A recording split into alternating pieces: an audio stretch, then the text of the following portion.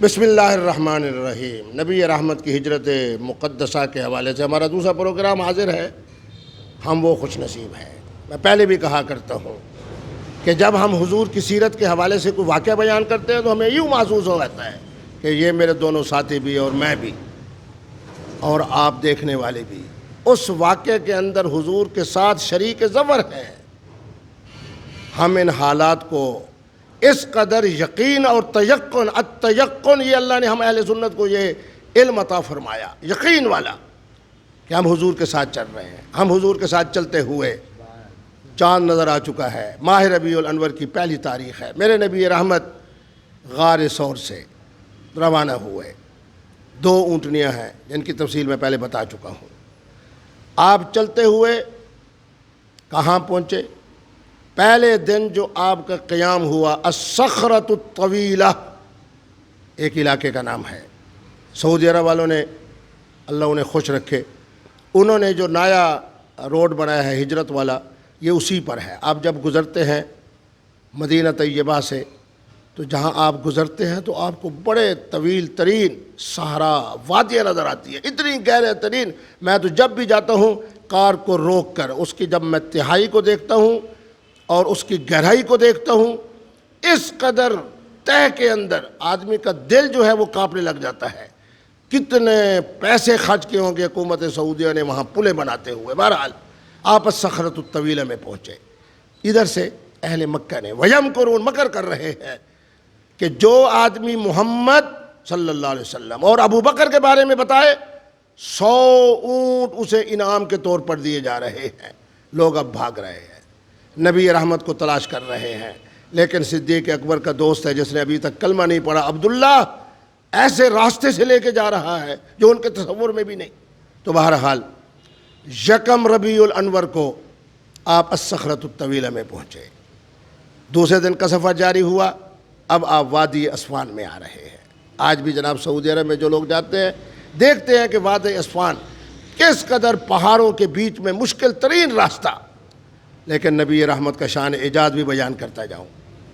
سیدنا صدیق اکبر نے دیکھا کہ ایک چھوٹی سی جگہ ہے جہاں تھوڑا سا سایہ موجود ہے، لیکن یہ بات بھی یاد رکھے، کتب احادیث کو یہ میں رکھیں، فرمایا جہاں جہاں میں محمد قدم رکھتا ہوں وہاں اللہ رب العالمین نے ایسے بادل مقرر کیے ہیں جو میں محمد کے اوپر سایہ فکر رہتے ہیں۔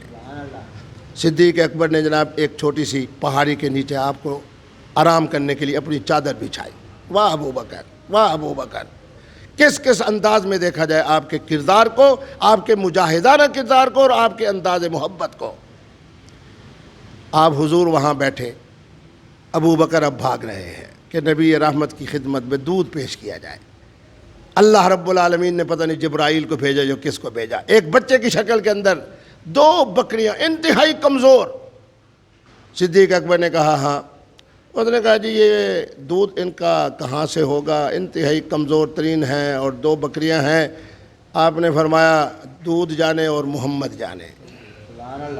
میں کہا کرتا ہوں یہ جملہ دیکھنے والوں کو ذہن میں رکھنا، ایک سفر معراج ہو اور ایک سفر ہجرت ہو، یہ اللہ رب العالمین نے 1 نہیں 10 نہیں 100 نہیں سینکڑوں معجزات کے مجموعے کا نام ہے سفر ہجرت اور سفر معراج۔ حضور نے اپنا جب انگوٹھا مبارک رکھا، بچہ بھی اب دیکھ رہا ہے، مسکرا بھی رہا ہے، صدیق اکبر بھی مسکرا رہے ہیں۔ ایک برتن بھرا گیا، دوسرا برتن بھرا گیا، تیسرا برتن بھرا گیا۔ حضور نے ابو بکر سے پوچھا، ہاں، انہوں نے حضور کافی ہے، دودھ آپ نے بھی تناول فرمایا۔ واہ ابو بکر، ابو بکر نے بھی حضور کا بچا ہوا دودھ تناول فرمایا۔ اور حدیث میں ہے کہ جب خواب کے اندر دیکھو کہ دودھ ہے تو سمجھو علم ہے، یعنی حضور اس دودھ کی برکت سے سیدنا صدیق اکبر کو علم بھی اور شان صحابیت بھی اور ہر طرح کا اعزاز منتقل فرما رہے ہیں، انتقال نسبت ہو رہی ہے۔ دوسرا دن آپ نے یعنی 2 ربیع الاول آپ وادی اسفان میں رہے۔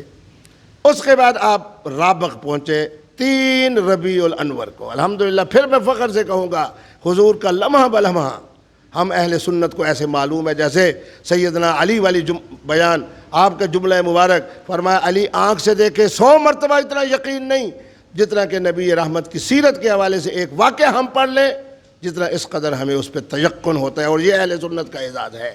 مختصر کرتے ہوئے 3 ربیع الاول ہے، حضور وادی رابغ میں پہنچے۔ اب وہ واقعہ پیش آیا سراقہ والا۔ سراقہ کو پتہ چل چکا تھا کیونکہ ہر طرف اعلان تھا۔ سراقہ نے دیکھا کہ اس طرح کی 2 اونٹنیاں ہیں، اس نے تعاقب کیا۔ حضور سیدنا صدیق اکبر کی بچھائی ہوئی چادر میں وادی رابغ میں آرام فرما رہے ہیں، اور میرے نبی رحمت کی شان یہ ہے، فرمایا کہ جب میں سوتا ہوں اس وقت بھی کائنات کے ہر ذرے کا میں محمد مشاہدہ فرماتا ہوں۔